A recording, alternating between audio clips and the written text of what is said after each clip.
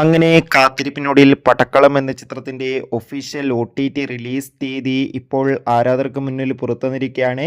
ആ ഒരു അപ്ഡേഷനാണ് ഇന്നൊരു വീഡിയോ ഭാഗത്ത്. വീഡിയോയിലേക്ക് മുൻപ് വീഡിയോ ലൈക്ക് ചെയ്യുക, ചാനൽ സബ്സ്ക്രൈബ് ചെയ്യുക. ജൂൺ മാസം അങ്ങോട്ട് ധാരാളം ചിത്രങ്ങൾ OTT റിലീസ് ചെയ്യും. നമ്മുടെ ചാനൽ ഭാഗം പരിശോധിച്ചാൽ നിങ്ങൾക്ക് ആ വീഡിയോയ്ക്ക് കാണാൻ വേണ്ടി സാധിക്കുന്നതായിരിക്കും.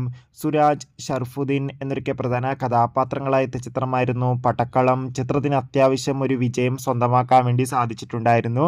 അതുകൊണ്ട് തന്നെ ഏവരുമേറെ ആകാംക്ഷയോടെ പടക്കളം എന്ന ചിത്രത്തിൻ്റെ OTT റിലീസിനായി കാത്തിരിക്കുകയായിരുന്നു.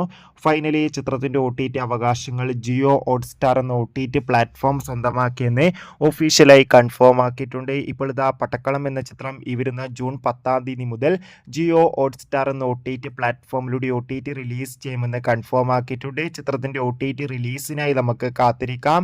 എത്ര പേര് പടക്കളം എന്ന ചിത്രത്തിൻ്റെ OTT റിലീസിനായി കാത്തിരിക്കുന്ന കമൻറ്റ് ചെയ്യുക. ചിത്രം കണ്ടവരുടെ അഭിപ്രായം കൂടി കമൻറ്റ് ബോക്സിൽ രേഖപ്പെടുത്തൂ. Bye bye.